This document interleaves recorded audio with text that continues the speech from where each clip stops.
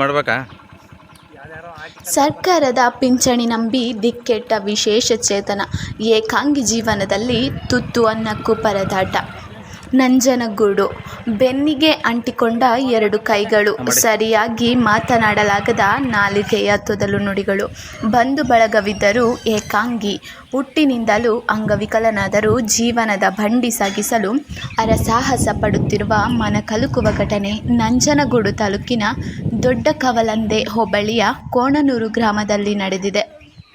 ಹೌದು, ಮುಖ್ಯಮಂತ್ರಿ ಸಿದ್ದರಾಮಯ್ಯ ಪ್ರತಿನಿಧಿಸುವ ವರುಣ ವಿಧಾನಸಭಾ ಕ್ಷೇತ್ರದ ನಂಜನಗೂಡು ತಾಲೂಕಿನ ಕೋಣನೂರು ಗ್ರಾಮದ 48 ವರ್ಷದ ರಾಜಶೇಖರ ಮೂರ್ತಿ ಹುಟ್ಟು ಅಂಗವಿಕಲ. ಸರಿಯಾಗಿ ನಡೆಯಲು ಆಗದು, ತುತ್ತು ಅನ್ನವನ್ನು ತಿನ್ನಲು ಕೈಗಳು ಬಾರದು. ಪ್ರತಿ ಕೆಲಸಕ್ಕೂ ಬೇರೆಯವರ ಸಹಾಯ ಅಗತ್ಯ. ಇಂತಹ ಪರಿಸ್ಥಿತಿಯಲ್ಲಿದ್ದರೂ ಕೂಡ ಜೀವನವನ್ನು ಸಾಗಿಸಬೇಕು ಎಂಬುವ ಹಂಬಲ. ಅಲ್ಪ ಜಮೀನಿದ್ದರೂ ಕೂಡ ಕೆಲಸ ಮಾಡಲು ಸಾಧ್ಯವಾಗದ ದುಸ್ಥಿತಿ. ಬೆಳಗ್ಗೆಯಿಂದ ಸಂಜೆಯವರೆಗೂ ಪ್ರತಿಯೊಂದು ಕೆಲಸಕ್ಕೂ ಬೇರೆಯವರನ್ನೇ ನಂಬಿ ಬದುಕುತ್ತಿರುವ ಈತನಿಗೆ ಅಕ್ಕಪಕ್ಕದ ಹೋಟೆಲ್ಗಳಲ್ಲಿ ಊಟ ತಿಂಡಿಯನ್ನು ತಂದು ಬೇರೆಯವರ ಸಹಾಯ ಪಡೆದು ತಿನ್ನಲೇಬೇಕಾದ ಪರಿಸ್ಥಿತಿ ನಿರ್ಮಾಣವಾಗಿದೆ. ಇವರಿಗೆ ಸರ್ಕಾರದ ಪಿಂಚಣಿ ಹೊರತುಪಡಿಸಿ ಯಾವುದೇ ಆದಾಯವಿಲ್ಲ. ಕಳೆದ 3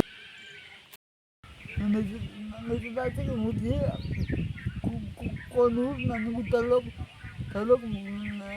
ಕೊಲ್ದು ಹೋಗಿ ನನಗೆ 5 ತಿಂಗಳಿಂದ ದುಡ್ಡು ಬಂದಿಲ್ಲ. ನನಗೂ ತೊಂದರೆ ಆಗ್ತದೆ. ನಮ್ಗೆ ಮಾಡೋರು ಯಾರೂ ಇಲ್ಲ. ಆ ದುಡ್ಡನ್ನ ನಂಬ್ಕೊಂಡು ನಾವು ಜೀವನಕ್ಕೆ ಹಾಕ್ಬೇಕು, ಎಲ್ಲ ಮಾಡಬೇಕು.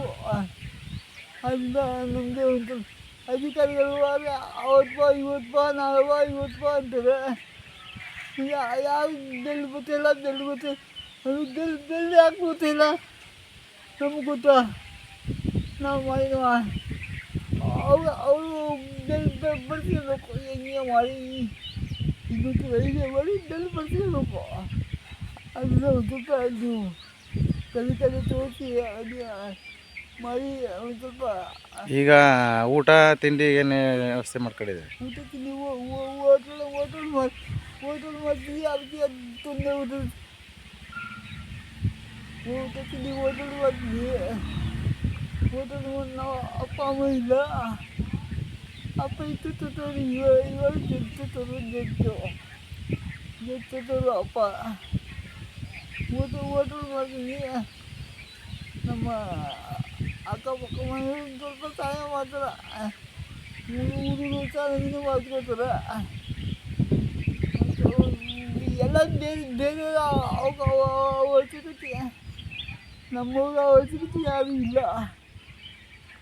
ಅದರಿಂದ ಒಂದು ಸ್ವಲ್ಪ ಯೋಚನೆ ಮಾಡಿ ಸ್ವಲ್ಪ ಕೈ ತೋರಿಸಿ ನೋಡಿ.